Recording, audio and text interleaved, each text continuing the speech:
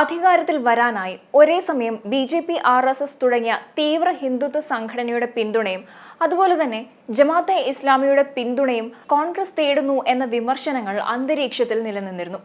ഈ സാഹചര്യത്തിൽ അത്തരം ആരോപണങ്ങൾക്ക് ആക്കം കൂട്ടുന്ന തരത്തിലുള്ള പ്രസ്താവനയാണ് കെ മുരളീധരന്റെ ഭാഗത്തു നിന്നും ഇപ്പോൾ ഉണ്ടായിരിക്കുന്നത്. കോൺഗ്രസിനെതിരെയുള്ള ആരോപണങ്ങളിൽ കൂടുതൽ തെളിവുകൾ ലഭിച്ചു എന്ന തരത്തിലാണ് കെ മുരളീധരന്റെ വാക്കുകൾ ഇപ്പോൾ വിമർശിക്കപ്പെടുന്നത്. 2016 നിയമസഭാ തിരഞ്ഞെടുപ്പിൽ ജമാഅത്തെ ഇസ്ലാമിയുടെ പിന്തുണ കോൺഗ്രസിന് ലഭിച്ചിരുന്നുവെന്ന് വെളിപ്പെടുത്തിക്കൊണ്ട് മുതിർന്ന കോൺഗ്രസ് നേതാവായ കെ മുരളീധരൻ ഇപ്പോൾ രംഗത്ത് വന്നിരിക്കുകയാണ്. വട്ടിയൂർക്കാവിൽ താൻ മത്സരിച്ചപ്പോഴാണ് പിന്തുണ ലഭിച്ചതെന്നും അദ്ദേഹം അഭിപ്രായപ്പെട്ടു. 2019 മുതൽ വെൽഫെയർ പാർട്ടിയുടെ പിന്തുണ ദേശീയ അടിസ്ഥാനത്തിൽ കോൺഗ്രസിന് ലഭിക്കുന്നുണ്ട്. അത് ദേശീയ തലത്തിൽ കൈക്കൊണ്ട തീരുമാനത്തിന്റെ ഭാഗമാണ്. കോൺഗ്രസിനെ പിന്തുണയ്ക്കുന്നത് വെൽഫെയർ പാർട്ടിയുടെ ദേശീയ നയമാണെന്നുമായിരുന്നു കെ മുരളീധരൻ വ്യക്തമാക്കിയത്.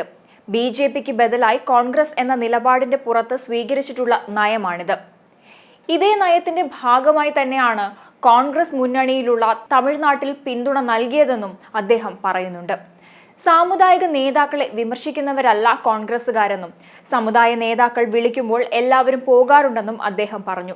സാധാരണഗതിയിൽ NSSന്റെ ചടങ്ങിൽ കൂടുതലായും കോൺഗ്രസ് നേതാക്കളാണ് പങ്കെടുക്കാറുള്ളതെന്നും കെ മുരളീധരൻ കൂട്ടിച്ചേർത്തു. 2019 വെൽഫെയർ പാർട്ടി എടുത്ത തീരുമാനം ഇന്ത്യയിൽ എല്ലായിടത്തും കോൺഗ്രസ് നേതൃത്വത്തിലുള്ള മുന്നണിയെ പിന്താങ്ങാനാണ്. BJPക്ക് ബദൽ കോൺഗ്രസ് ആണ് എന്നുള്ള യാഥാർത്ഥ്യം തിരിച്ചറിഞ്ഞുകൊണ്ടാണ് അവരന്ന് കോൺഗ്രസിന്, അപ്പോൾ കേരളത്തിൽ സ്വാഭാവികമായിട്ട് അത് UDF ആണ്. അപ്പം അതിനു മുമ്പുള്ള ഇലക്ഷനൊന്നും അവർ ഞങ്ങളെ പിന്തുണച്ചിട്ടില്ല. അപ്പം ഞാൻ 2016 വരെ ഞാൻ മത്സരിച്ച ഒരു ഇലക്ഷനിലും ജമാഅത്തെ ഇസ്ലാമി എനിക്ക് പിന്തുണ നൽകിയിട്ടില്ല. 2016 തന്നു, കാരണം കുമ്മനം രാജശേഖരൻ എതിർ സ്ഥാനാർത്ഥിയായിട്ട് വന്നതുകൊണ്ട് 2016 അന്ന് എനിക്ക് പിന്തുണ നൽകിയിട്ടുണ്ട്.